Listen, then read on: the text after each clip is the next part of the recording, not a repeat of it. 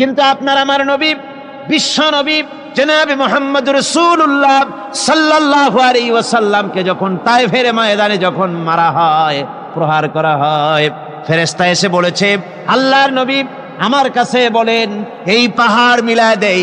পাহাড় পরিচালক ফেরেশতা সাথে করে নিয়ে এসেছি, আপনি যদি অনুমতি দেন পাহাড় চাপা দিয়ে তায়েফবাসীদেরকে মাটির সাথে মিশিয়ে দেওয়া হবে।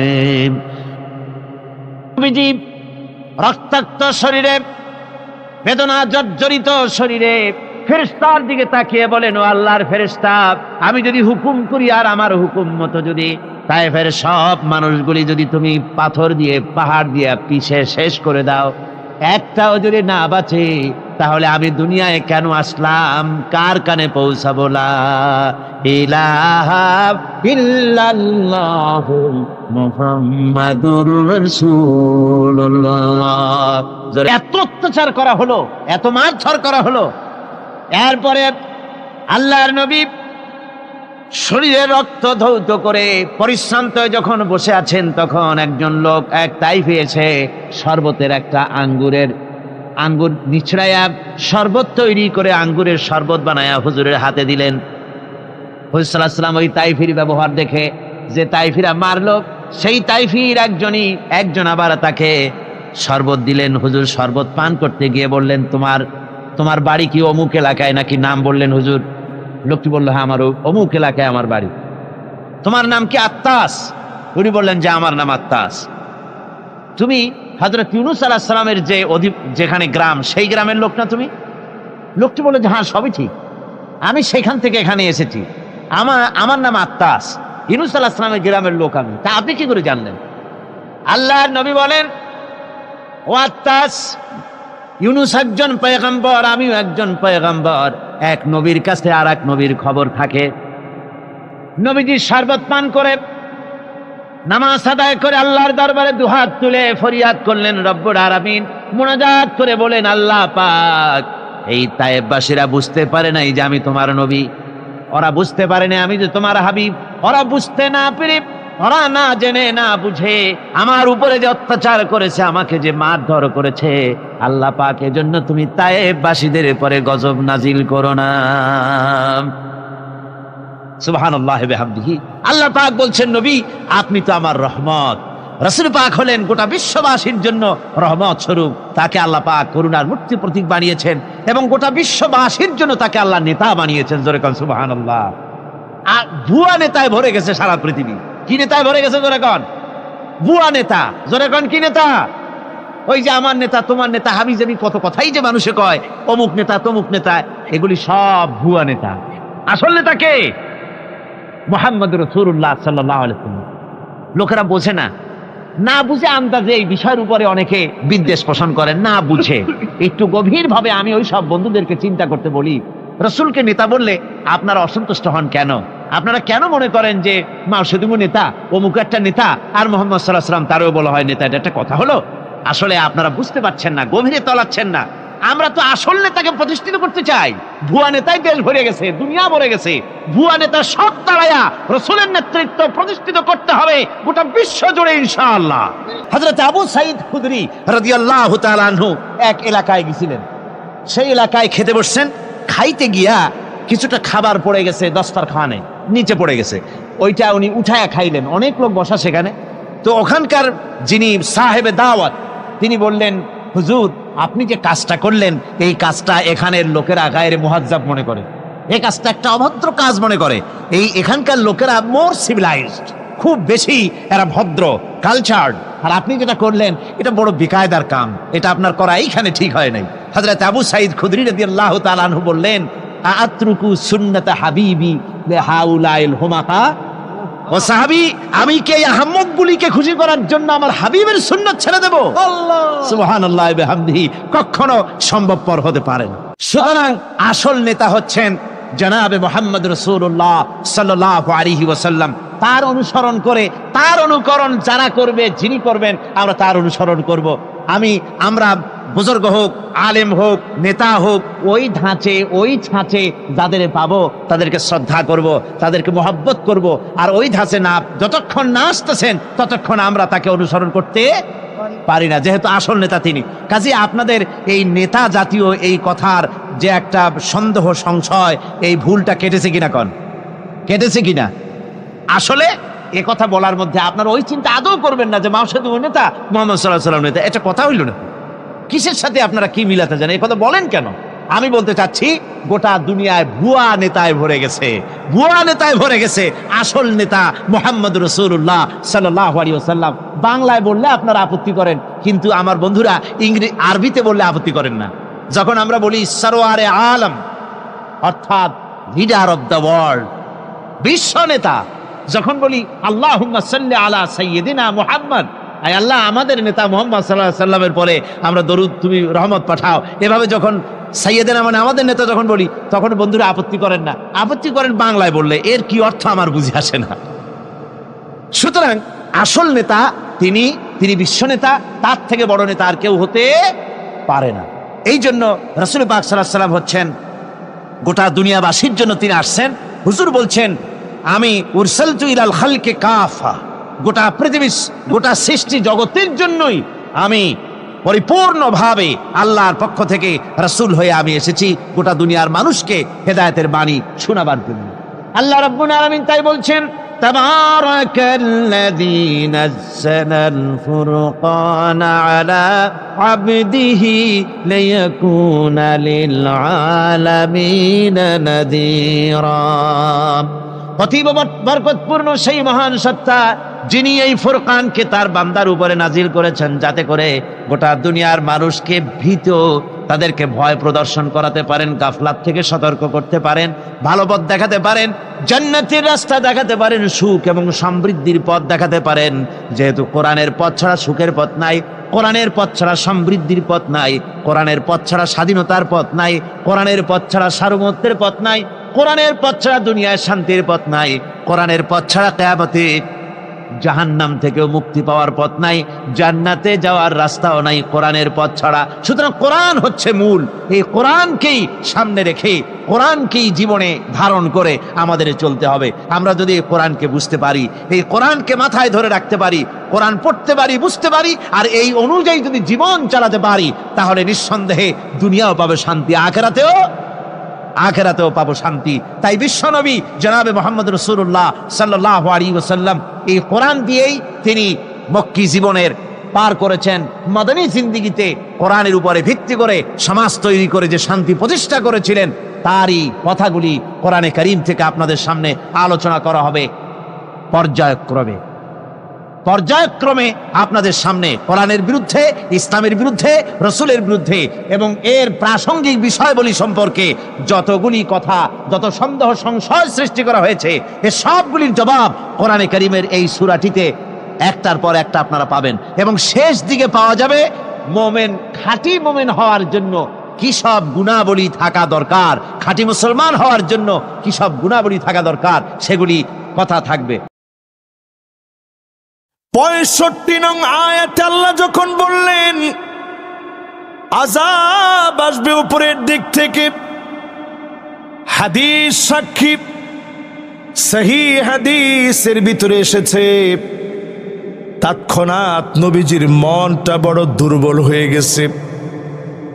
আল্লাহ নবী উম্মতকে বড় বেশি ভালোবাসতেন।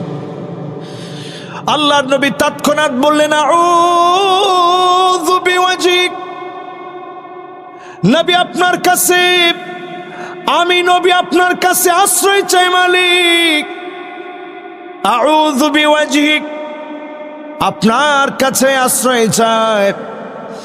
আমার আদরের উম্মত গুলাকে উপর থেকে যদি আযাব দিয়ে মেরে ফেলেন, যদি উপর থেকে যদি উল্কি পিণ্ড এসে পড়ে, পৃথিবীর দিকে যদি ধেয়ে আসে আযাব, এমন কি যদি চরম বৃষ্টি শুরু হয়ে যায়, প্রবল বৃষ্টির সঙ্গে যদি শিলা বৃষ্টি শুরু হয়ে যায়, জমিন যদি উর্বরতা হারায় ফেলে, আল্লাহ আমার উম্মত গুলা ধ্বংস হয়ে যাবে। আউযু বিওয়াজহিক, আপনার কাছে পানা চাই আল্লাহ এমন আযাব আপনি দিয়েন না, আমার উম্মত গুলাকে একসাথে একযোগে আপনি মেরে ফেলবেন না। নবীজি যখন দোয়া করলেন, যিনি দোয়া কবুল করে ফেললেন তিনি কে? কথা কি সবাই বুঝতেছেন? তাহলে আযাব আসবে কোত্থেকে? উপর থেকে। উপরের আযাব বুঝেন তো? ঠাডা পরে কোন জায়গার আযাব? বিজ্ঞান এত কিছু আবিষ্কার করেছে, এই যে বিজলি চমকায় এখনো পর্যন্ত তারা অবাক। এরকম একটা ঘর্ষণ, এরকম একটা শক্তির সঞ্চার হঠাৎ করে হয় কেমনে, এখনো পর্যন্ত তারা অবাক হয়ে এই বিজলি চমকানোর এই সময়, এই ঘর্ষণের সময়টাকে নিয়ে তারা গবেষণা করছে যে এটাকে আটকায় রাখা সাশ্রয়ী বিদ্যুৎ তৈরি করা যায় কিনা। তারা গবেষণা চালায় যাচ্ছে। যখন আল্লাহ উপর থেকে আযাব দেন, রুখে দিতে পারে এমন কেউ কি আছে? পৃথিবীর বহু জাতিকে আল্লাহ পাক বৃষ্টি দিয়ে ধ্বংস করে দিয়েছেন, আওয়াজ দিয়ে ধ্বংস করে দিয়েছেন। আকাশ থেকে নিনাদ নেমে এসেছে, ভয়ঙ্কর আওয়াজ শুরু হয়েছে, হঠাৎ করে ব্যাঙ পড়েছে, রক্ত বৃষ্টি হয়েছে, বহু জাতিকে আল্লাহ ধ্বংস করে দিয়েছে। নবীজির বড় মায়া, আল্লাহ বললেন আযাবাম মিন ফাওকিকুম, উপর থেকে আযাব আসবে, আপনার উম্মত ধ্বংস হয়ে যাবে, গুনাহ করলে ছাড়ব না। শুধুমাত্র নবীজির দোয়ার কারণে যিনি আযাব দেন নাই তিনি কে? শুধু ঈমানদের সঙ্গে যেই পরিমাণ জুলুম নির্যাতনার বেয়াদবি হয়েছে, এই একটা কারণে যদি শাস্তি দেওয়া হয়, বহু মানুষের চেহারা গাধার মতো হয়ে যেত। ঠিক কিনা বলেন?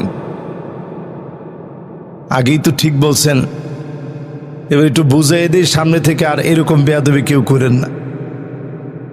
ইমাম সাহেব যখন সেজদায় যায়, কিছু সিগন্যাল দেওয়ার মতো মুসল্লি থাকে, মানে ইমাম সাহেব সেজদার থেকে তাড়াতাড়ি উঠেন, এরকম যারা সিগন্যাল দেয় নামাজ কবুল হয়েছে আপনার, না নিজে নিজে ফতোয়া দেন হয়েছে। এরপরে অনেকে ইমাম সাহেবের আগে উঠে, আগে উঠা এরপরে ইমাম সাহেবের নামাজের পরে ধরে যে ইমাম সাহেব বয়স কত আপনার? ইমাম সাহেবকে এই তো বয়স 30-35 হয়েছে, আমার বয়সটা 60 বছর।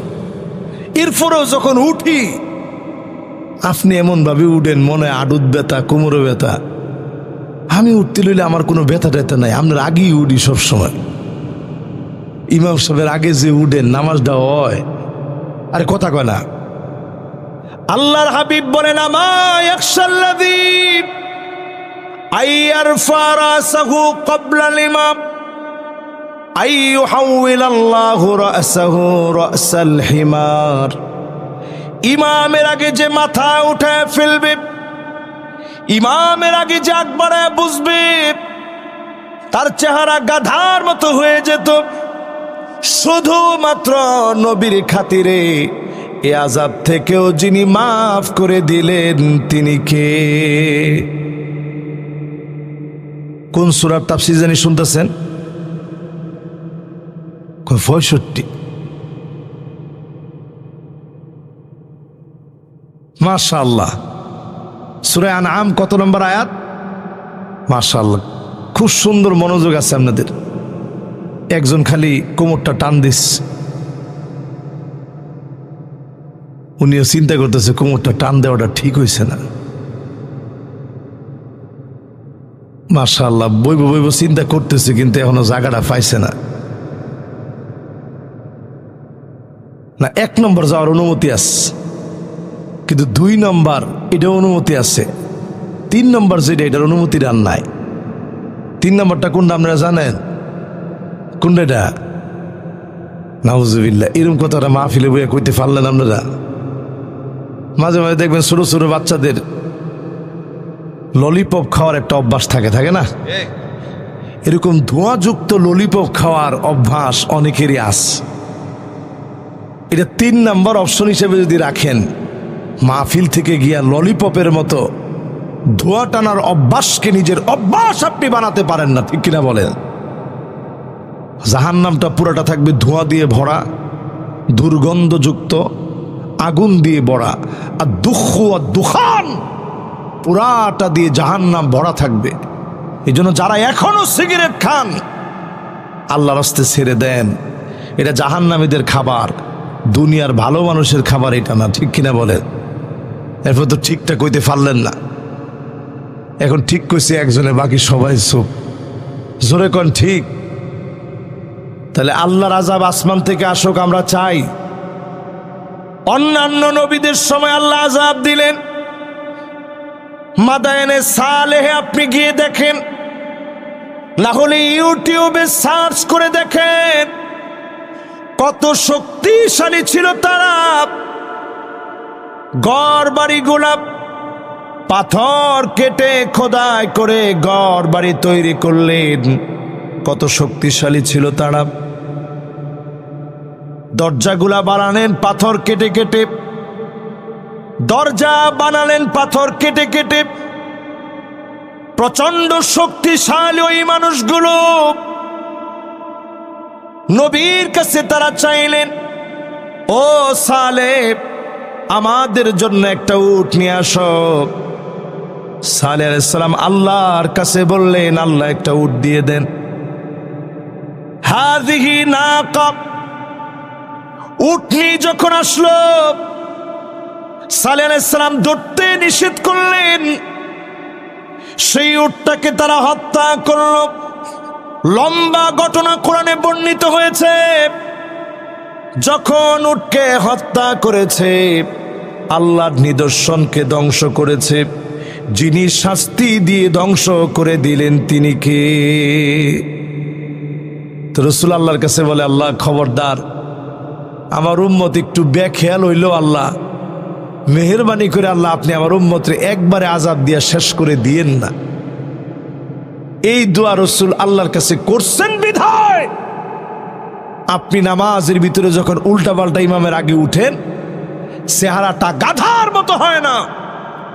যদি নবীজি আল্লাহর প্রথম অপশন মেনে নিতেন, আযাব আসবে উল্টা পাল্টা করলেই, নামাজের ভিতরে কোনো একদিন এসে ইমামের আগে যদি একবার মাথাটা উঠাতেন, গাধার মতো চেহারা হয়ে যেত, ঠিক কিনা বলেন? 2 নম্বরে আল্লাহ রাব্বুল আলামিন অপশন দিলেন। আল্লাহ রাব্বুল আলামিন বললেন, আও মিন তাহতি আরজুলিকুম, আযাব আসবে পায়ের নিচ থেকে, সাইক্লোন আসবে, ঝড় আসবে, ভূমিকম্প আসবে, ভূমিধস আসবে, মাটি আস্তে করে গিলে ফেলবে।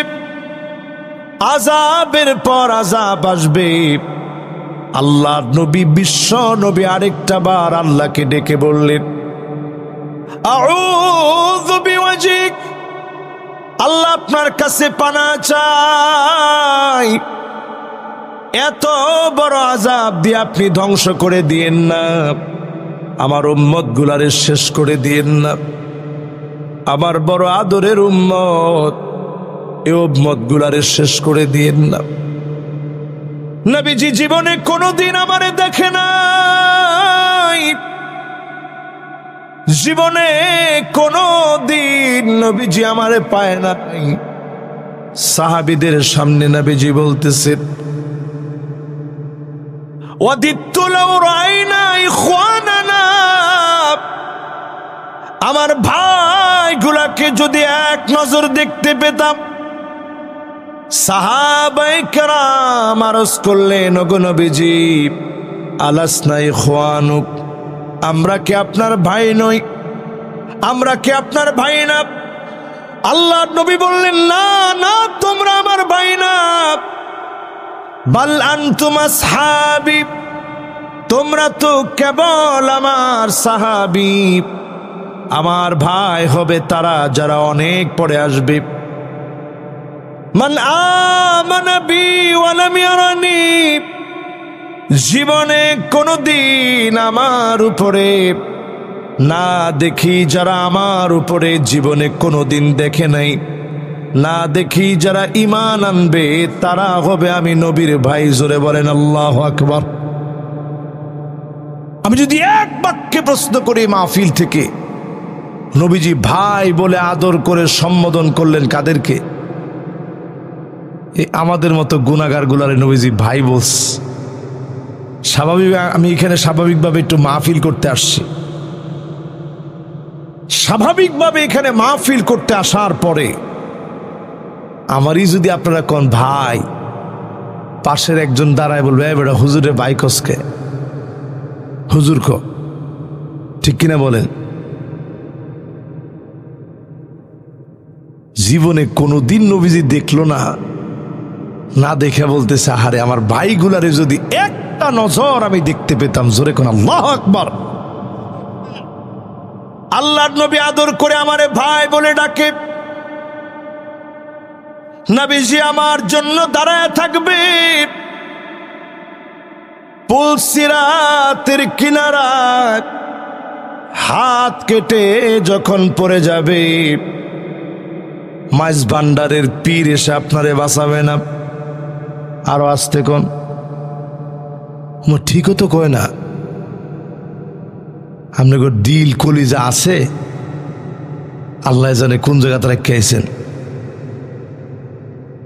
আট্রসির পীর আপনাকে বাঁচাবে না। এই তো মাশাআল্লাহ, অনেকের চেহারার চোখ বড় বড় হয়ে গেছে। আমগো চোখ কি ছোট আপনার কাছে মনে হয়? ও চশমা দেখে একটু ছোট দেয়া যায়। এবার আপনি চিন্তা করেন, আমি হুজুর আজকে ওয়াজ করতেছি, আমার দশা না জানি সেখানে কি অবস্থা হয়। মানুষের হাত কেটে পড়ে যাবে, নিচ থেকে জাহান্নাম ডাক মেরে বলবে জুসিয়া মুমিন ইন্না নূরাকা ইউতফিউ লাহাবি। ও মুমিন, তুমি তাড়াতাড়ি চলে যাও, তোমার নূর আর আলো এমন ভাবে জ্বলতেছে, তোমার আলোকিত চেহারার কারণে জাহান্নামের আগুন নিভে যাচ্ছে। এমন উম্মতদেরকে দিয়ে তাড়াতাড়ি পুলসিরাত মালিক পার করায়া জান্নাতি বানায় দিবে। জোরে কোন আল্লাহু আকবার। এবার যদি আমি আপনাদেরকে একটু প্রশ্ন করি, একটা আয়াতের তাফসীর বুঝলে সব জানি কত? সুবহানাল্লাহ। এবার একটু চিন্তা করেন, এমনও মোমেন আল্লাহর কাছে থাকবে জাহান্নাম বলবে তাড়াতাড়ি চলে যাও, তোমার আলোর কারণে জাহান্নামের আগুন নিভে যাচ্ছে। জোরে কোন আল্লাহু আকবার। নবীজি জানে আমাদেরকে আদর করে কি বলছে? আল্লাহু আকবার। স্বাভাবিক নেতা, আতি নেতা, ফাতি নেতা, সাবেক নেতা, এরকম নেতারই যদি আপনি বাজারে দেখা হয়েছে, ভাই এতদিন ছিলেন কই, কত সাহস তো কম না, গাতা পড়ছি দেখে তুই অনেক ভাই কসমারে, এরকম নেতা আছে না নাই? একটু হিসাব মিলায় দেখেন মুসলমান, এইরকম ঠুনকো নেতা, যেই নেতাদের কোনো মূল্য আল্লাহর কাছে নাই, এমন নেতারা পর্যন্ত বিপদে পড়লেও আপনাকে ভাই বলে পরিচয় দেয় না। কুল কায়নাতের নবী আদব করে মোহাব্বত করে আমাদেরকে ভাই বলে ডাকে। জোরে কোন আল্লাহু আকবার। নবী আমার আপনার জন্য জান্নাতে গিয়ে অপেক্ষা করবে। কোন নবীর উম্মত ততক্ষণ জান্নাতে যেতে পারবে না হাত্তা তাদখুলা উম্মতি, আগে আমার উম্মত গুলা জান্নাতে যাবে, এরপরে অন্যান্য সব নবীর উম্মত জান্নাতে যাবে। আল্লাহর নবী, বিশ্ব নবী আমার আপনার জন্য মহব্বত নিয়ে নবীজি আদর করে এত বেশি মায়া করে অপেক্ষায় থাকবে। আল্লাহর কাছে সেদিন কেঁদে কেঁদে নবীজি বলবে, ইন্নী মুকাসিরু বিকুমুল উমাম। ও আমার আল্লাহ,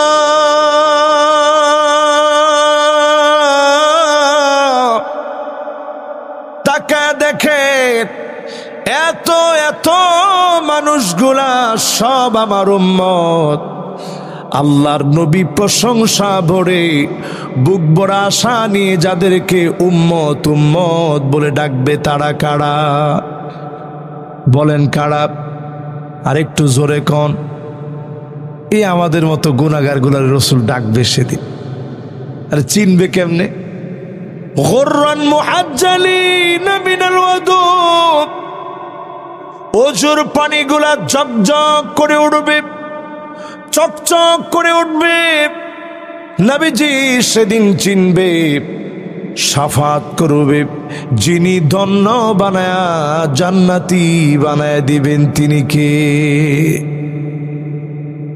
প্রিয় ভাইরা আমার, সেই নবীর কাছে আল্লাহ অবসর দিলেন, যে নবী এত মায়ার নবী, জীবনে না দেখে আমাদের জন্য অপেক্ষায় থাকবে।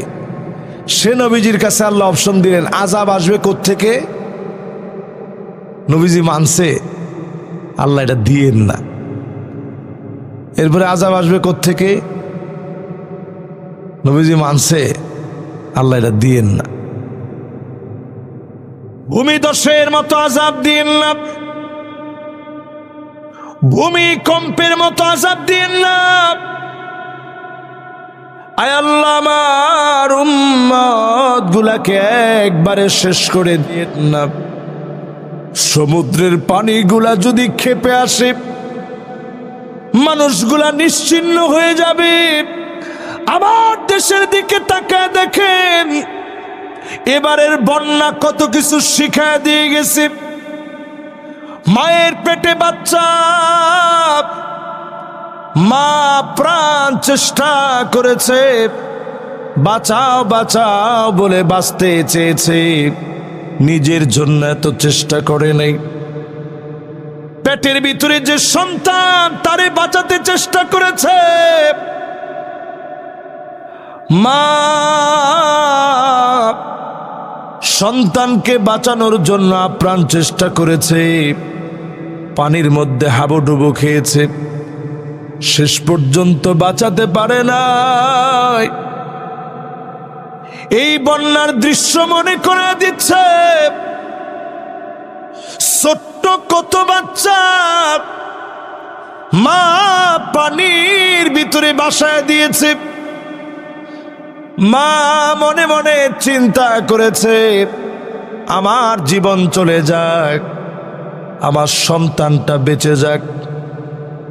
যেই মা সন্তানকে এত মহব্বত করে, যেই মা সন্তানকে এত ভালোবাসে, একটু হিসাব মিলায় দেখেন, এটা সামান্য বন্যার মতো আযাব, একটু পানি খেপে যাওয়ার আযাব। আযাব যদি আরো ভয়াবহ হয়, পৃথিবীর ভিতরে এমন দুর্ভিক্ষ আসতে পারে, এল নিনো নামক দুর্ভিক্ষ। একদিকে শুধু বৃষ্টি হবে, অন্য দিকে খরা লেগে যাবে। এই রকম বিপদ থেকে একমাত্র যিনি বাঁচাতে পারেন তিনি কে? এবার আমার একটু বলেন তো দেখি আপনারা, আযাব উপর থেকে আসবে রসুল মানছে, নিচ থেকে আসবে মানছে। এরপর আল্লাহ রাব্বুল আলামিন বলেন, নবী তাইলে তো আরেকটা শোনেন, আও ইয়ালবিসাকুম শিয়া,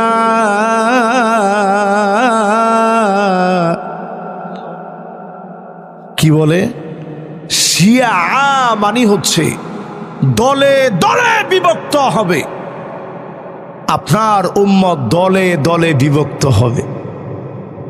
কথাটা কার? আরে কথা কয় না, কার? আমাদের দেশে দল কম না?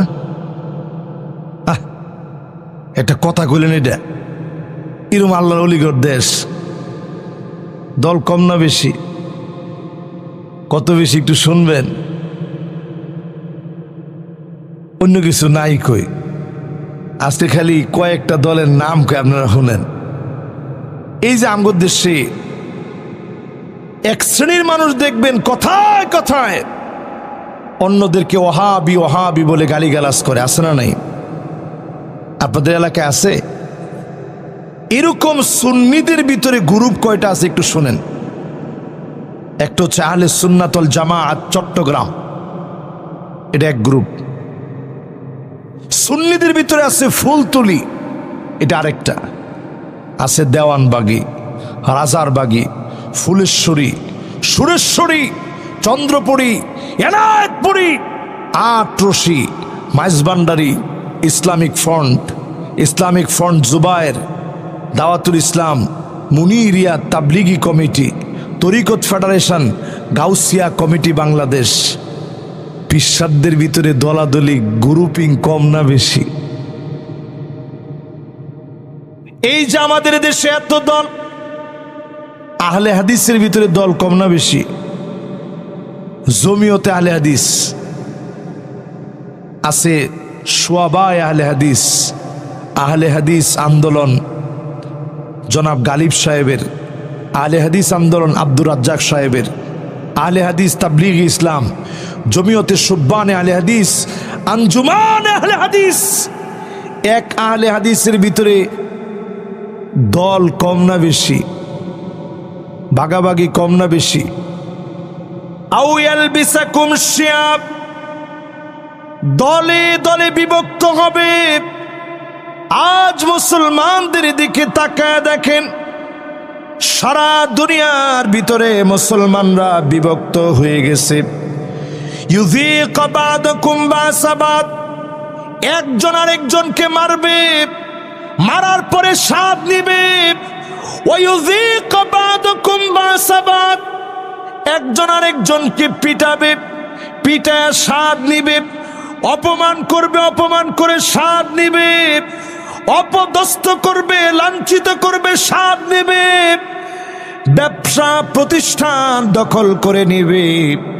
নিরপরাধ হওয়ার পরেও মামলা হামলা করবে, ঠিক কিনা বলে? বিগত 16 বছর তো চলছে এটার উপরে। মজিও তো কয় না আপনার এলাকার দরবেশ সাহেবের এলাকার এরা? আরে হায় হায় হায় রে, দরবেশ সাহেব তানের লেগে মায়েই লাগে। কেমন কামটা করলো, কইছে কামটা কেমন করলো দরবেশ সাহেবে? দাড়িটি ব্যক্তি চাইলিস, এরপরে গিয়া নৌকা তুলস, এরপরে শুনছি ওইটা সত্য না মিথ্যা জানি না, লুঙ্গি যেটা আসিন লুঙ্গি কাম সেরেলেস। কইছে ভাই আরেকটা লুঙ্গি দিয়ে, কইছে না লুঙ্গি দেওয়ার সুযোগ নাই। আপনি কি মনে করতেছেন এই আযাবটা দিছে কে? রাষ্ট্রবিজ্ঞান ফেল হয়ে গেছে। কোন রাষ্ট্রবিজ্ঞান বাংলাদেশের 5ই আগস্টে যা ঘটছে, রাষ্ট্রবিজ্ঞানের কোন থিওরি এখনো পর্যন্ত তাল মিলাইতে পারতেছি না। কিরে হইল কি? কথা তো কয় না। রাষ্ট্রবিজ্ঞানী যারা আছে, সারা দুনিয়ার রাষ্ট্রবিজ্ঞানীরা মিলে এখন চিন্তা করতেছে কিরে বাংলাদেশে হইলটা কি? তাহলে কে ঘটাইছেন? আল্লাহ রাব্বুল আলামিন ঘটায় দিলেন। আল্লাহ তাআলা বুঝায় দিলেন। মালিক যখন পাকড়াও করেন, পালাবার কোনো জায়গা খুঁজে পাওয়া যায় না, ঠিক কিনা বলে? তাহলে অপশন দেওয়া হয়েছে কয়টা? 3টা। 1 নম্বর অপশন, উপর থেকে আযাব আসবে।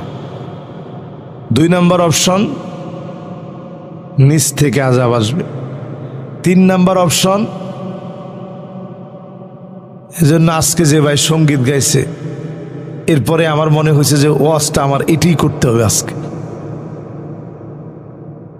এই জন্য আজকে ওয়াজটা করতেছি, দলে দলে আজকে আমরা বিভক্ত হয়ে আস।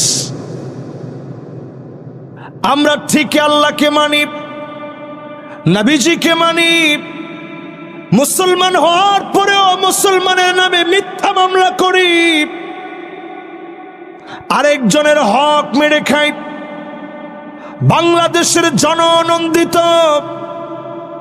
শুধু বাংলাদেশের নয় পৃথিবীর অতি পরিচিত একজন আলেম, কোরআনের এই বাগানকে যিনি সাজিয়েছিলেন, আল্লামা দেলোয়ার হোসেন সাইদি রহমতুল্লাহ আলাইহি, ওনার মতো আলেমকে একদিন দুদিন না 13 বছর অন্ধকার প্রকোষ্ঠে যারা রেখেছে তারা পাক্কা জালেম ছিল, ঠিক কিনা বলেন? এরপরে শুধু আপনি একজন আলেম দেখেন কেন, আল্লামা মামুনুল হক হাফিজাহুল্লাহ, শাইখুল হাদিস, ইবনু শাইখুল হাদিস, উনার মতো আলেমকে দিনের পর দিন মিথ্যা তহমত দিয়ে জেলের মধ্যে রাখা হয়েছে, ঠিক কিনা বলেন? শুধু তাই নয়, বাংলাদেশের জসিমউদ্দিন রহমানী, ওনার মতো একজন বিজ্ঞ প্রাজ্ঞ আলেম 11 বছর 16 দিন ওনাকে জেলের মধ্যে রাখা হয়েছে। ওনার সব ভাইগুলারে জেলে নেওয়া হয়েছে, ওনার বাড়িটা বোলডোজার দিয়া ঘুরায় দেওয়া হয়েছে। অপরাধ কি? উনি মানুষকে তাওহীদের দিকে ডাকছেন। মানুষকে ডাকার কারণে যারা অন্যায় করলেন, আপনারা মনে রাখেন আপনারা জালেম, আপনাদের পতন স্বয়ং যিনি দিয়েছেন তিনি কে? তারপরে একটা কথা বলতে পারেন যে হুজুর 16 বছর যে দিল না, একটু হিসাব মিলাই দেখেন তো 16 বছর আল্লাহর কাছে কতক্ষণ? কাআলফি সানাতিন মিম্মা তাউদ্দুন, একদিন দুদিন 3 দিন এইভাবে গুনতে গুনতে 365 দিনে 1 বছর হয়। এভাবে 1000 বছর পার হয়ে গেলে আমার আল্লাহর কাছে মাত্র 1 দিন পার হবে। জোরে কোন আল্লাহু আকবার। আল্লাহর কাছে কতদিন পার হবে? তাহলে 1000 বছর সমান যদি 1 দিন হয়, 1 দিন সমান যদি 1000 বছর হয়, 16 বছর আল্লাহর কাছে কতক্ষণ? একজনে কইছি 1 ঘন্টার মতো। উপায় আছে? আপনি একটু ঐকিক নিয়মে এখন চাপ দিয়ে দেখেন, কয়েক সেকেন্ড ফ্যাসিস্ট। আমি আবার যে কথাগুলো দিল থেকে বলতে পারি না ওইটা আমি বলি না। जो बात दिल से निकलता वो बात दिल पर असर करता। যেটা দিল থেকে বলা হয় ওটার পাওয়ার এত বেশি, ওটা দিলে গিয়ে আঘাত করে। এই জন্য মেকি কথা এটা আমার কাছে বলতে একদম পছন্দ হয় না। মাইক পাইলেই ওয়াজ করতে হবে এরকম না। ঠিক আছে, এবার আপনারা একটু মনোযোগ যারা দিচ্ছেন একটু মনোযোগী হয়ে শোনেন।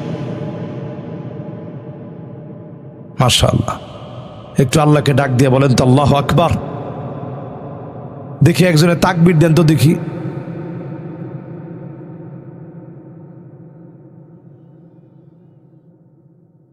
বাপরে বাপ, দোহারের সমস্যা তো গোড়ায়। আরে মিয়া, তাকবীর দিছেন যে তাকবীর এই জায়গার স্প্যান্ডেল পার হইয়া ওই বাড়ি পর্যন্ত যায় না। কেমনে মনোযোগ আইব? জোরে তাকবীর দেন তো দেখ।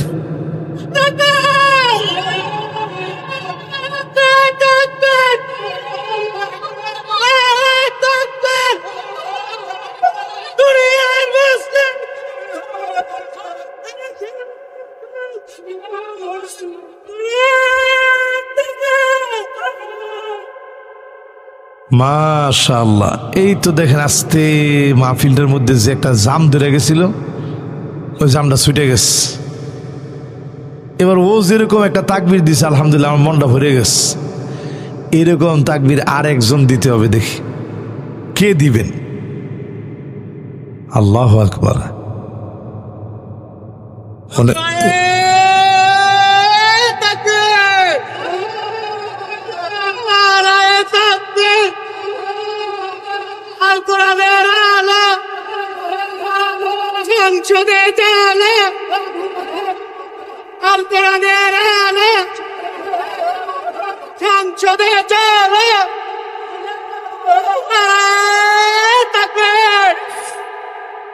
মাশাআল্লাহ, পিছনের দিকে তাকায় দেখেন এক ঝাঁক ছোট ছোট ছোট ছোট পোলাপান চলে আসছে।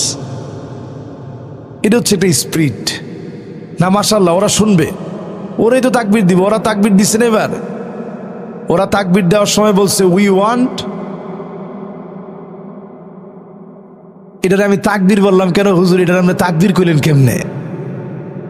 আপনাদের মনে একটু প্রশ্ন জাগে নাই?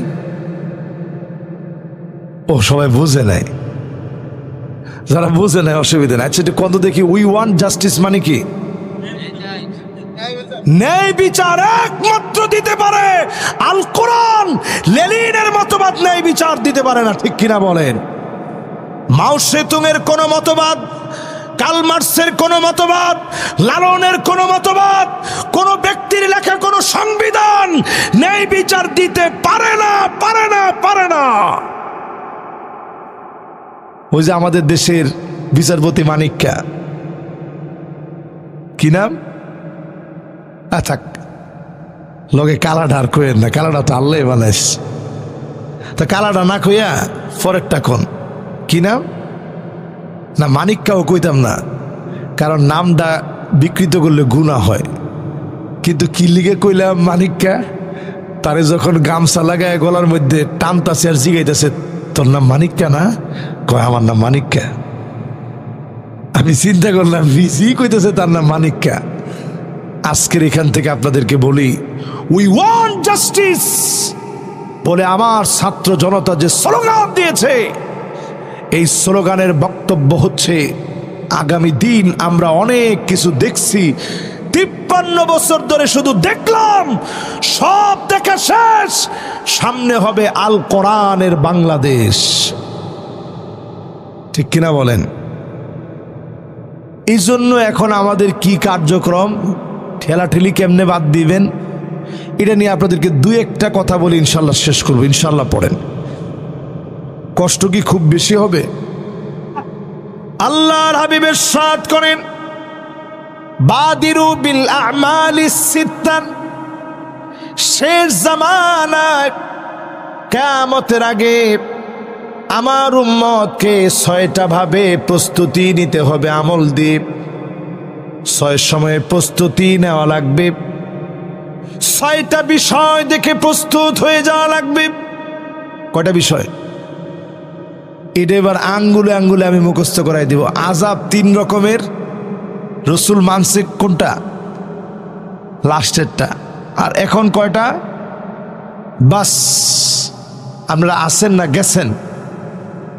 একটা লোকও এখন আর কোমর টান দেওয়ার কোনো সুযোগ নেই, ছোটতে বড়, বড়তে ছোট। ইনশাল্লাহ কোন 15-20টা মিনিট একটু আমরা অফ করে দিই। 1 নম্বরে ইমারাতুস সুফাহা,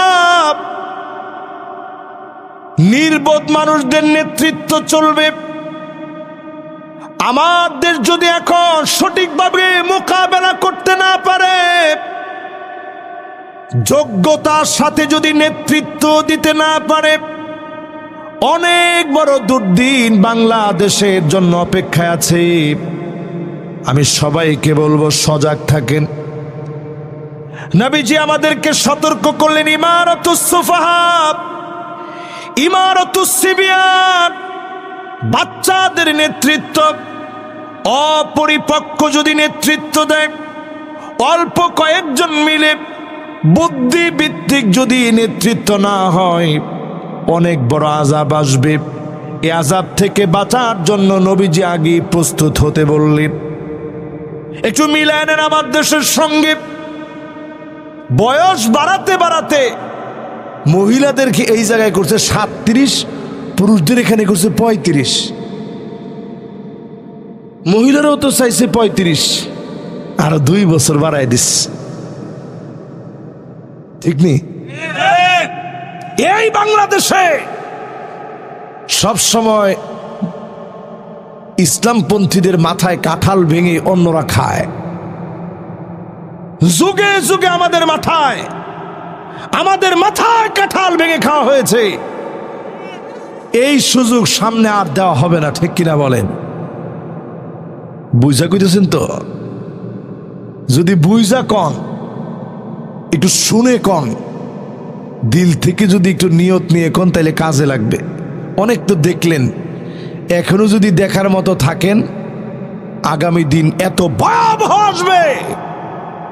উজবেকিস্তানের দিকে তাকায় দেখেন, এরা যোদ্ধার জাতি।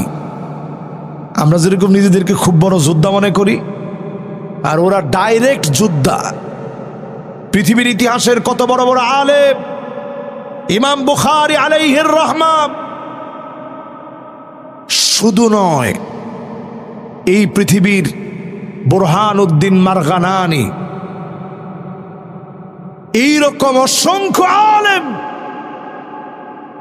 ইবনে সিনার মতো কত প্রবীণ, কত বিজ্ঞ মানুষ, যেই দেশের এক সময়ের নাগরিক, যে দেশের মানুষ, ইসমাইল কাফফাল আশ-শাফি পৃথিবীকে নেতৃত্ব দিয়েছে, রিপ্রেজেন্ট করেছে। এরকম বিজ্ঞ বিজ্ঞ আলেম যে দেশে ছিল, ওই দেশে কোরআনকে মাটির নিচে দাফন করা হয়েছে। কথা বলার মতো আলেম ছিল না, জবাই করে ফেলা হয়েছে। যদি সামনের এই দিন দেখতে না চান, আজকে থেকে প্রত্যেকটা পদক্ষেপ নেওয়া লাগবে, হাতে গুনে গুনে, আমলের মধ্য দিয়ে, আলেমদেরকে সাথে নিয়ে, ঠিক কিনা বলেন? এবার 2 নাম্বারটা শুনেন। আল্লাহর হাবিব 2 নম্বরে বলেন কাসরাতুশ শাত, চতুর্দিকে বিশৃঙ্খলা বেড়ে যাবে। বিশৃঙ্খলা তৈরি করার জন্য একটা গ্রুপ থাকবে। আমাদের এই সিচুয়েশনে একটু তাকায় দেখেন, বাংলাদেশে এখন বিশৃঙ্খলা তৈরি করার জন্য কখনো কখনো আনসার বাহিনী নেমে গেছে, কখনো সব অটো রিক্সাওয়ালা নেমে গেছে, এমনকি আইনজীবীরা নেমে গেছে। আপনারা দেখছেন? না কয় দেখছেন?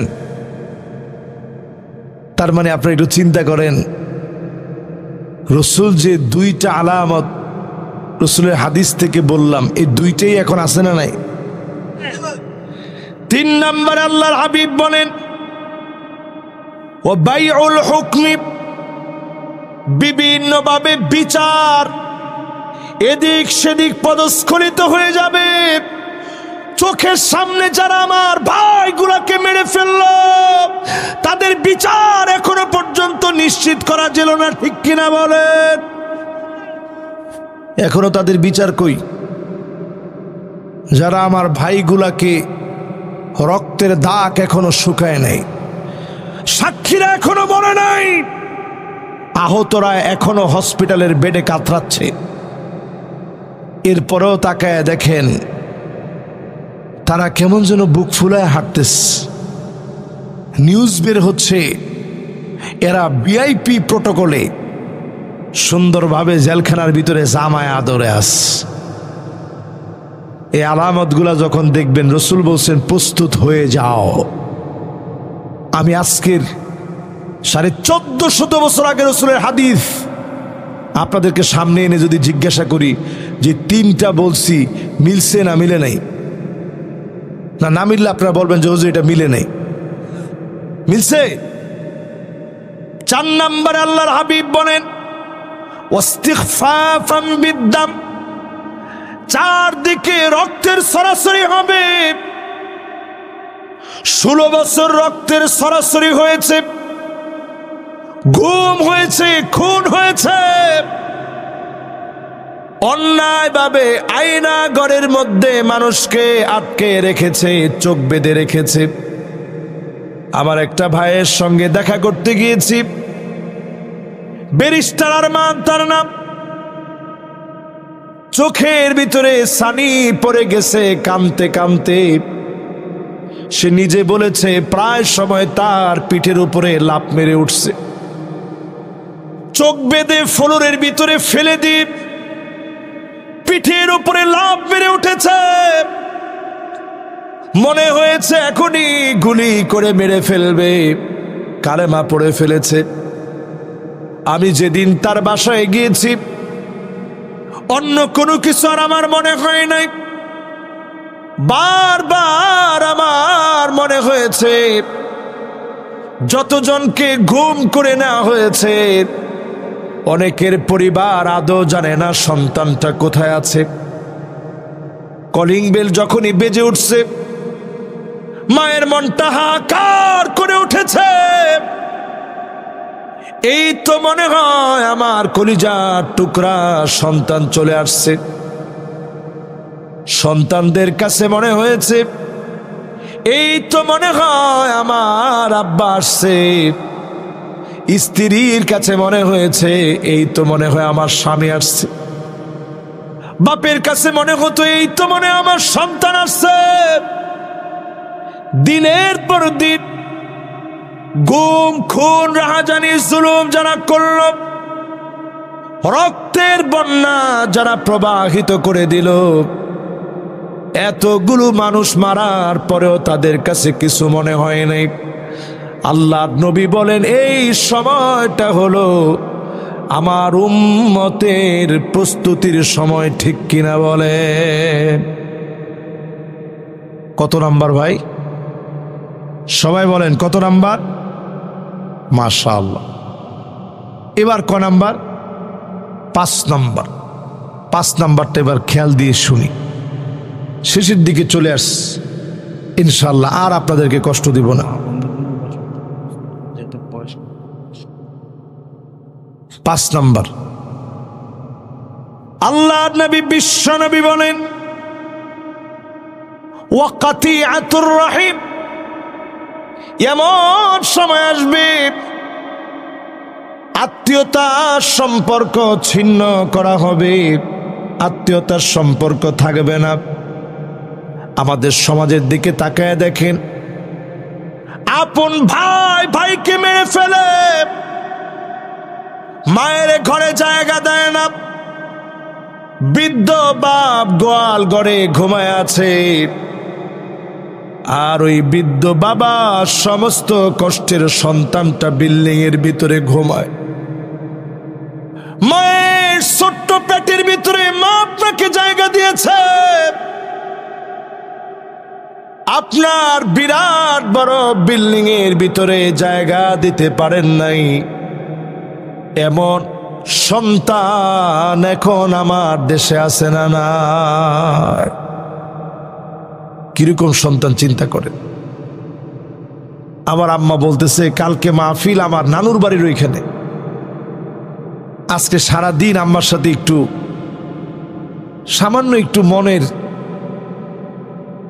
একটু শুধু মনের ভিতরে বারবার মনে হচ্ছে যে আম্মা যদি নানুর বাড়ির মাহফিল কালকে যদি যায়, আমি তো মাহফিল করে করে এসে আম্মারে দেখতে পারবো না। আমি এই জন্য আজকে সারাদিন আম্মারে বলতেছিলাম আম্মা যাওয়া দরকার নেই। আমার স্ত্রী আবার বলতেছিল না থাক, বাধা দিয়েন না, তাইলে আমার মন খারাপ হবে। আমার বোন আইসা বলতে থাক, আম্মার যাইতে মন চেয়েছে যাক। আমার ছোট ভাইও বলতেছে আম্মার যেহেতু যাইতে মন চেয়েছে যাক। কিন্তু আমি তো বুঝি আমার মা যদি 9টা দিনের জন্য চলে যায়, 9 দিন পরে আবার আমার ওইদিকে মাহফিল, আসার পথে আম্মারে নিয়ে আসবো। এই 9টা দিন অন্তত তো আমি দোয়া চাওয়ার জন্য আমার মায়ের কাছে পাব। যেই মা আপনার জন্য প্রতিনিয়ত দোয়া করে, যেই মা সন্তানের কথা প্রতিনিয়ত মনে করে, এমন অবস্থা আসবে নিজের চোখে তাকায়া দেখবেন বাবার সঙ্গে সন্তান খারাপ ব্যবহার করে, ধমক দিয়া কথা বলে, ধাক্কা মেরে ফেলে দেয়, বাবার মুখে খাবার তুলে দেয় না, মায়ের মুখে খাবার দেয় না। আপনি বুঝে নিবেন এমন সময়টা প্রস্তুতি নেওয়ার সময় হয়ে গেছে, ঠিক কিনা বলে? আগের গুলা মিলছে রাষ্ট্রের সাথে, এখন একটা মিলতেছে ঘর ঘর ঘর, প্রত্যেকটা ঘরের সাথে, ঠিক কিনা বলেন? কয়টা গেল এবার বলেন তো? 5টারই মিল আছে না নাই? বাকি আছে 6 নম্বরে আল্লাহর হাবিব বলেন, ওয়া নাসউন ইয়াত্তাখিযুনাল কুরআনা মাযামিরা। মানুষ দেখবেন কোরআনকে নিয়ে ঠাট্টা শুরু করবে, ইউকাদ্দিমুনা আহাদাহুম লিয়ুগান্নিয়াহুম ওয়া ইন কানা কুল্লুহুম ফিকহা। কোরআনের জ্ঞান থাকবে না, আলেম হবে না, এমন লোকদেরকে টেনে এনে মাহফিলের মঞ্চে বসায় দেওয়া হবে, ঠিক কিনা বলে? এখন তো ঠিক করবেন না, হুজুর এরা তো আমনের বিপরীত যাইতে পারে। ঠিক কেমনে কই? একটু জোরে বলেন, কথাটা কি ঠিক? আর একটু আস্তে কন। যদি ঠিকই হয়, আপনারা কোন বক্তাগুলারে আনেন মাহফিলে মাহফিল করার জন্য? বক্তারা মাহফিলে উঠে বউ ফোন দিছে, ফোন ধরে, আমি ওয়াজে আছি, তোমার জ্বালাডা। এই কথাটা কি হুজুরের জন্য খুব সম্মানজনক? না না, কইেন না, এখন সম্মানজনক না? না, কেউ নাম টাম কইস না বাবা, এমনি বিপদে আসছে। এখন একটু চিন্তা করেন, এই যে কথাগুলো আমরা বলি মানুষের সামনে, মানুষ তো সম্মানের ক্ষেত্রে আমাদেরকে কমতি করে না। এখানে এই যে ওদের বাসায় খাওয়া দাওয়া করলাম, কি খাইছি ওইটা কইলে ফেডো তো অসুখ হইতে পারে, না কইলাম। এইরকম কোন আইটেম নাই তাদের সাধ্যে আছে, তারা আনে নাই। যদি হরিণের গোশতটা আনার কোনো সুরত থাকতো, এটিও আনতো। রাষ্ট্রীয়ভাবে যেহেতু নিষিদ্ধ, যে আনতে পারে না, সব আনস। হুজুর আরেক টুকরা দিই, হুজুর আরেকটু খাওয়াই। এই যে এত আদর করে মানুষে খাওয়ায়া একটু দিনের কথা শুনতে চাইস, আপনি যদি এই জায়গাটায় বসে অমূলক কথা বলে সময় নষ্ট করে মানুষের হকটুকু নষ্ট করে দিলেন, ওই লোক শুনছে, সে হয়তো 100 রাকাতের চাইতে বেশি সওয়াব নিয়তের কারণে পাবে, আপনার পিঠের ছাল কিন্তু থাকবে না, ঠিক কিনা বলেন? ওয়াজের ভিতরে বইয়া বক্তা কয়, আজকে খেলা দেখামো আমি। তুই কি সাপ লয়ে আইসস? লাভ দিয়ে উঠছে চেয়ারের উপরে, আজকে খেলা দেখামো, রাখ। হায় রে আল্লাহ, এই জায়গাটা এত সহজ জায়গা নয়। এই যে আমি শুরু থেকে এই পর্যন্ত কথা বলছি, কয় নম্বর আয়াত থেকে তাফসীর শুনাইছি? মাশাআল্লাহ, লিল্লাহে তাকবীর। অনেক মানুষ কয়, না হুজুর আমরা কোরআন হাদিস বুঝতাম না। তো মানুষ তো আয়াতের নাম্বার শুদ্ধ মুখস্থ রাখছে, আর কি বুঝবো কোন? এবার সূরাটার নাম কি তো মানুষ বুঝছে না, আমরা বুঝাই না। এনাইসা কেমনে মস্কারি করবো, ঠাট্টা করবো, এগুলো লয়ে থাকি। প্রিয় ভাইয়েরা, বড় আফসোস, সেদিন অনেক আলেমকে আল্লাহ লটকায় ফেলবেন, মাথা নিচের দিকে দিয়ে পা উপরের দিকে দিয়ে আল্লাহ ঝুলায় ফেলবে। লোকেরা সেদিন তাকায় বলবে, আল্লাহ এই আলেমের কাছ থেকে কত কথা শুনেছি, জীবনটা পরিবর্তন করেছি, আজকে ওনার এমন ভয়াবহ অবস্থা কেন? কত আলেম সেদিন আল্লাহর কাছে ধরা খেয়ে যাবে, কত আলেম সেদিন আল্লাহর কাছে অপরাধী সেজে যাবে। ওয়াতুল্লিমাল ইলম লিগাইরিদ দ্বীন, দিন শিখবে আল্লাহর জন্য শিখে নাই। কত আলেম সেদিন আল্লাহর কাছে বেজে যাবে। যখন এই হাদিসগুলা পড়ি নিজের বড় অপরাধী মনে হয়। আপনারা হয়তো নাজাত পেয়ে যাবেন, আলেমকে বড় সম্মান করলেন, বড় ইজ্জত দিলেন, কিন্তু অনেক আলেম আল্লাহর কাছে বেজে যাবে। মাথা নিচের দিকে দিয়ে পা উপরের দিকে দিয়ে দিবে। এই মাহফিল থেকে পরিষ্কার বলি, লা খিলাস ইল্লা বিল ইখলাস। দিন শেষে ইখলাস ছাড়া কোনো কথা আল্লাহ গ্রহণ করেন না। যতগুলো কথা বললাম শেষ কথা বোঝানোর চেষ্টা করেছি, যারে তারে দিয়ে ওয়াজের মতো দামি জায়গায় বসানো যাবে না, ঠিক কিনা বলেন? যারে তারে এই জায়গায় বসেন। আগে একসময় ওয়াজ করতো দেশের সবচেয়ে বড় বড় আলেম যারা, তারা মাহফিল করতেন, তাসির হইতো। আর এখন কত বক্ক চক্কর বক্তা। বক্তাদের কারো নামের আগে থাকে শিশু বক্তা। না না না, কেউ নাম নিয়েন না। কারো নামের আগে থাকে শিশু বক্তা, কারো নামের আগে থাকে 20 ইঞ্চি, কারো নামের আগে থাকে নৌ মুসলিম। এরপরে সামনে যে আরো কত কিছু থাকবে। ও কারো নামের আগে থাকে মহিলা থেকে পুরুষ।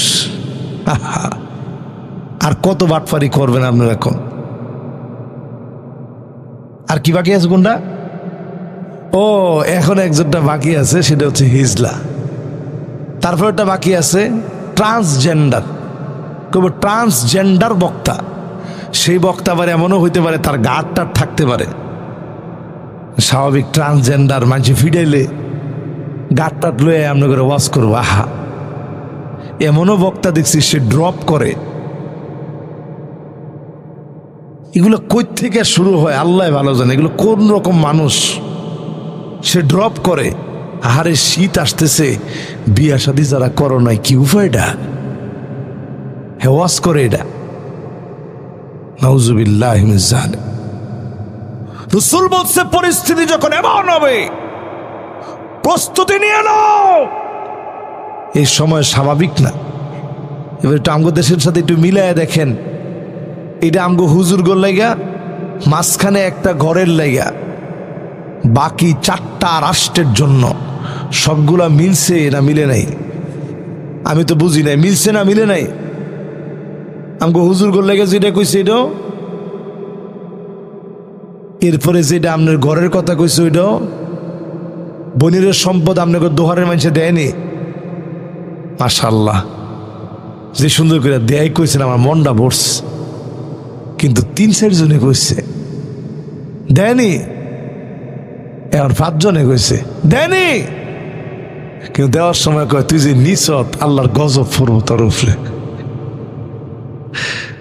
তুই যে নিছস তোর বরকত জীবন হইতো না। আবার কিছু মুরব্বী থাকে বাড়ির আশেপাশে, আল্লাহ রে এই যে দেখছি উমুকে নিছিন, নেওয়ার কয়দিনের মধ্যে অসুখ বিসুখ সব মরে গেছে। নাউজুবিল্লাহ কোন এই কথা জায়েজ না না জায়েজ? এবার আজকের এই মাহফিল থেকে সিদ্ধান্ত নেন, সমাজ বিনির্মাণের জন্য, মা বোনদের জন্য যে প্রতিষ্ঠান করা হয়েছে, বিশেষ করে মাদ্রাসা, দারুস সুন্নাহ মহিলা মাদ্রাসা, এখানে যারা বয়স্ক মহিলা আছেন তাদেরকে কোরআন শেখানোর চেষ্টা করা হয়, দিন শেখানোর চেষ্টা করা হয়। এটা মাহফিলের একটা রেজাল্ট, এটাই মাহফিলের একটা ফিডব্যাক।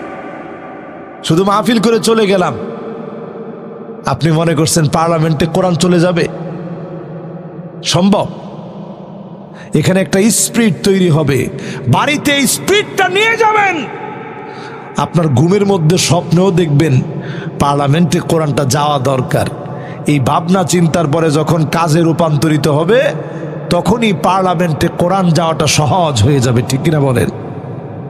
ঠিক তদ্রূপ মাহফিলের অন্যতম ফিডব্যাক হচ্ছে এই মাদ্রাসা।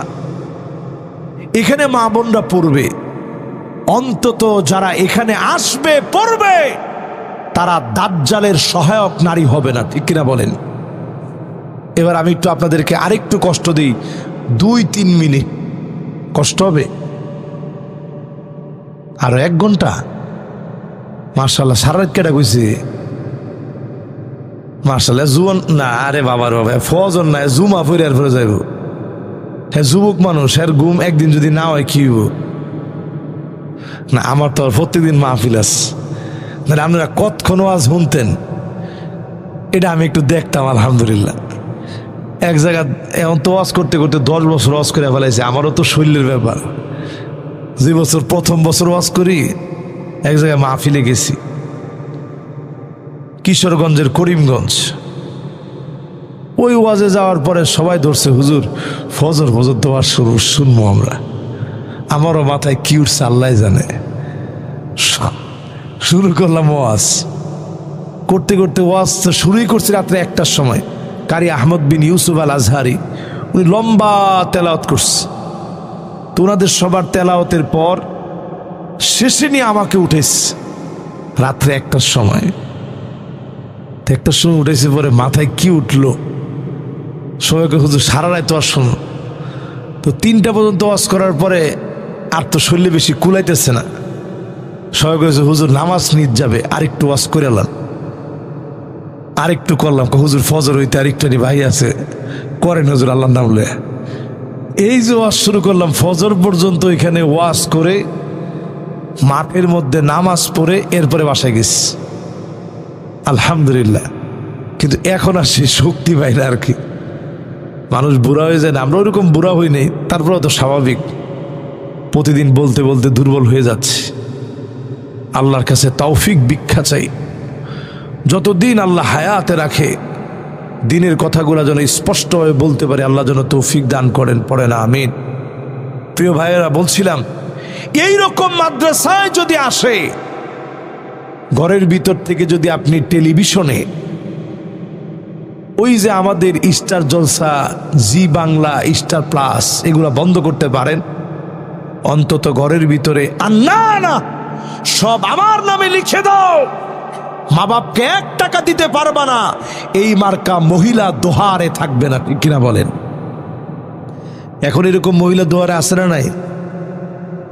বিবাহিতরা না কইলেও ছোট ছোট ফুলা মানে আরো জোরে কইছে আস। আসলে কিরকম মহিলা আছে? এরপরে দেখবেন মান না এটা কিরকম কথায় কথায় খোঁড়া দিব, আমি দেখকে তোমার ঘর খুঁয়া খাইয়া গেলাম, আমি দেখকে ভাত খাইয়া গেলাম, অন্য বেটি হইলে ফুরাও খাইলে হইলে। এরকম মহিলা আছে না নাই? আমরা হাসেন, কত বেটার মনে দুঃখ, যার মনে দুঃখ লাগতেছে নিচের দিকে তাকায় কাঁদতেছে যে আল্লাহ আমার বউটাই তো এরকম। তাহলে এরকম মহিলা এখন আছে না নাই? প্রত্যেকদিন খোঁড়া দেয় কয়বার? মুরব্বী কইছে কয় হুজুর দিনের মধ্যে প্রত্যেক ওয়াক্তে দেয়।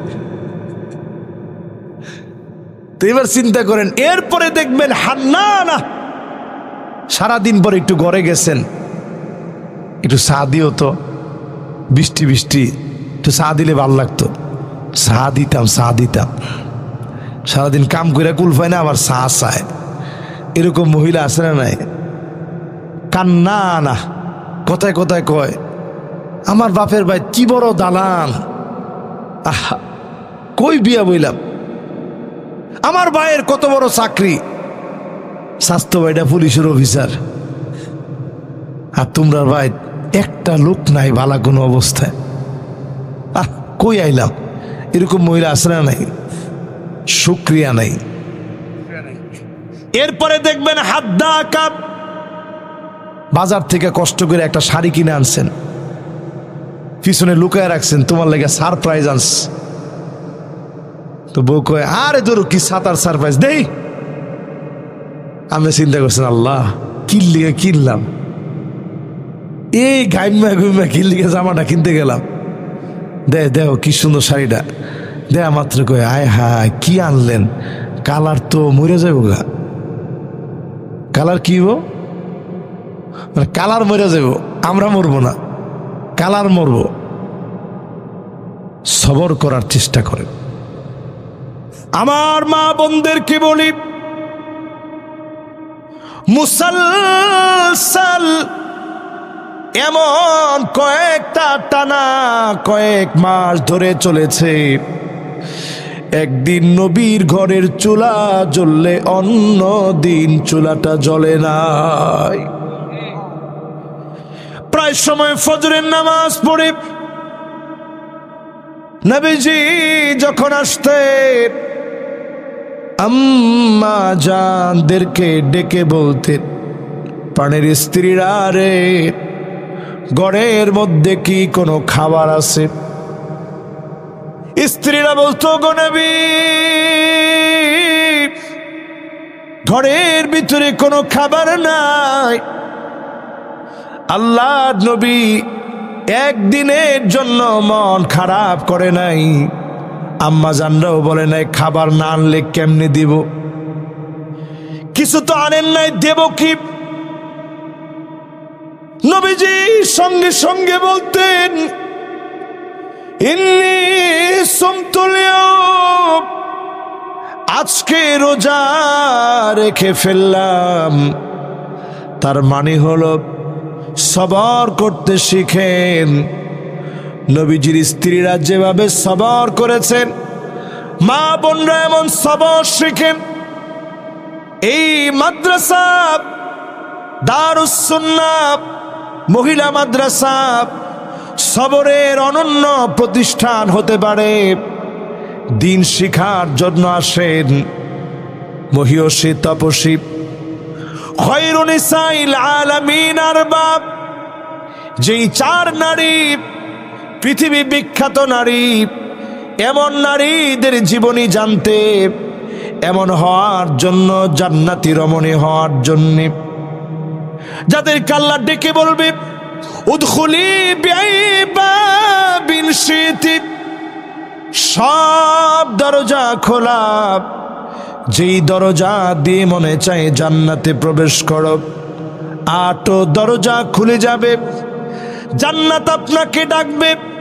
এমন নারী যদি হতে চান, দিন শিখেন, দিন বুঝেন, দিন মানার চেষ্টা করেন।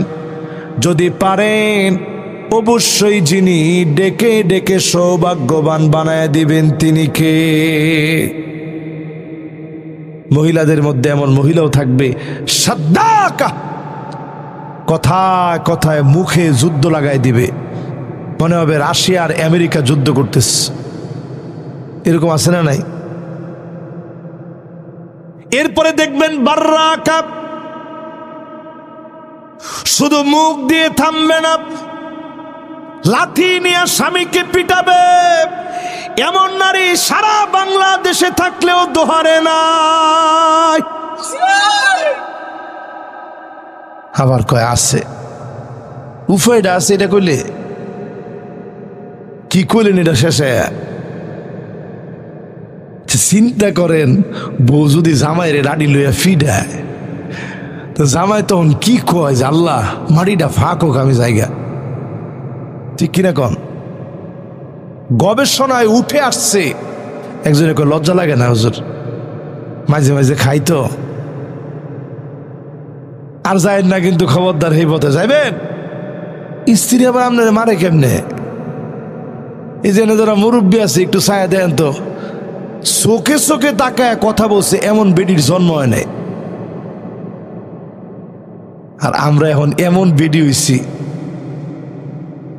আতা আর রাজুলু ইমরাআতাহু, স্ত্রী যদি বলে বস, স্বামী কই বইছি। আক্কা উম্মাহু, তোর মার একটু বইকা, লগে লগে গিয়া বল লেগে রেডি। বেডি তোর আক্কল বুদ্ধি হইতো না? এই যে বউটা আনছি, কত বুঝায় শোনায়া, তোর লেগে মনে সংসার হইতো না আমার। ছেলে গিয়ে মারে কইতেছে এই কথা। আজ থেকে তওবা করে মা বোনদেরকে বলি 5 ওয়াক্ত নামাজ পড়েন, পর্দানিশীন হন, স্বামীর আনুগত্য করেন, লজ্জাস্থানের হেফাজত করেন। ডেকে ডেকে যিনি জান্নাতের মালিক বানায় দিবেন তিনি কে? প্রিয় ভাইয়েরা আমার, যতগুলো কথা আজকে বললাম আপনাদেরকে, আল্লাহ রাব্বুল আলামিন এই কথাগুলোর উপরে আমাকে আপনাদের সবাইকে আমল করার তৌফিক দান করুক, পড়েন আমিন। কোন সূরা থেকে বলছিলাম, খেয়াল আছে আপনাদের? মাশাআল্লাহ, সূরা আনআমের 65 নং আয়াত। এই 65 নং আয়াতের ভিতরে কয়ভাবে আল্লাহ তাআলা আযাব দিতে চাইছে? প্রথমটা কোত্থেকে? মাশাআল্লাহ, দেখছেন এই ছোট বাচ্চা কইতে পারতেছে। দ্বিতীয়টা কোত্থেকে? নিচ থেকে। আর তৃতীয়টা দলে দলে বিভক্ত। বুঝালেস, এরা জেনজি, এরা কয়দিন পরে হইব আলফা, এরপরে যে কি হইব আল্লাহ জানে। এই জন্য এদের বুঝ সাধারণ বুঝ না। দেখেন আপনারা বুঝারাই কিন্তু হে উত্তরগুলা দিস। বাবা এটা কয় নম্বর আয়াত? মাশাআল্লাহ, লিল্লাহে তাকবীর। এমনি সে মেধাবীও অনেক, মাশাআল্লাহ, আল্লাহ তাকে আরো বরকত দিয়ে দেখ, পড়েন আমিন। ওর আব্বা আছে এখানে? আপনি কি লাগে? আপনি কি লাগে? বাস নাতির ইনশাল্লাহ মাদ্রাসায় পড়েন, মাশাআল্লাহ, ওরে মাদ্রাসায় পড়েন। ও মাশাআল্লাহ অনেক মেধাবী, আল্লাহ ওরে কবুল মঞ্জুর করুক, পড়েন আমিন। আপনাদের এই মাহফিলে দোয়া চেয়েছেন বিশেষ করে প্রবাসীরা, মাশাআল্লাহ মাশাআল্লাহ, আল্লাহ ওরে মেধা বাড়ায় দেখ। আল্লাহুম্মা আল্লিমহুল ইলমা ওয়াল হিকমা ওয়াল হিসাব ওয়া হাব্বিব ইলাইহিন নাস ওয়া কিহিম আযাবান নার। সকলে পড়েন আমিন। মাশাআল্লাহ, দোয়া চাওয়া হয়েছে প্রবাসীদের জন্য, মা বাবার জন্য, মাদ্রাসার জন্য, যুব সমাজের জন্য, মৃত ব্যক্তিদের জন্য। আমরা সবাই দোয়া করব, একটা লোক আমরা বাদ যাব না ইনশাল্লাহ। যেই তো আজকে অলরেডি কিন্তু আমরা জুমাবারে আছি। কোন বার? সবাই একটা বার আল্লাহর কাছে ক্ষমা চেয়ে নেই, পড়ি আল্লাহুম্মা আনতা রাব্বি লা ইলাহা ইল্লা আনতা খলাকতানি ওয়া আনা আবদুক ওয়া আনা আলা আহদিক ওয়া ওয়া'দিকা মাস্তাতাতু আউযু বিকা মিন শাররি মা সানা'তু আবুউ লাকা বিনি'মাতিকা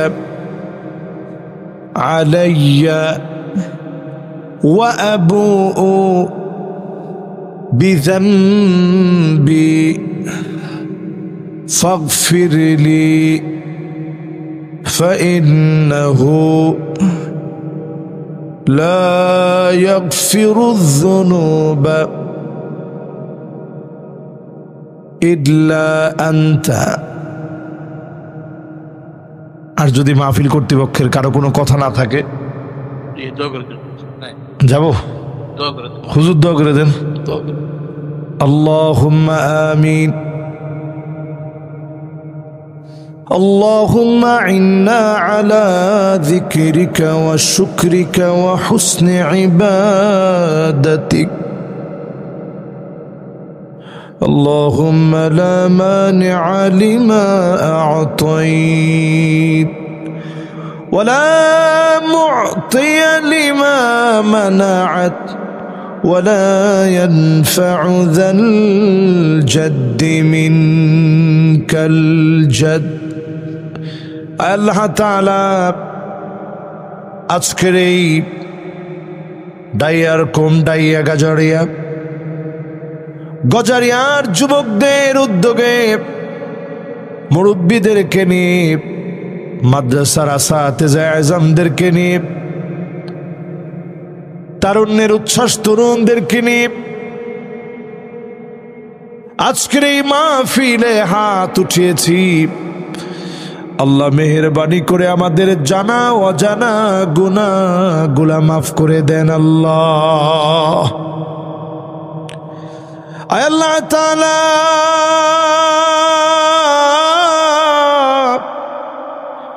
যতজন হাত উঠিয়েছি এমন তো কেহ নাই জীবনে কোনো দিন বড় গুনাহ করি নাই। প্রকাশ্যে বড় গুনাহ করেছি, গোপনে গোপনে বড় গুনাহ করে ফেলেছি। মেহেরবানি করে গুনাহ খতাগুলোকে মাফ করে দেন আল্লাহ। অনেকে হাত উঠিয়েছি, মা নাই,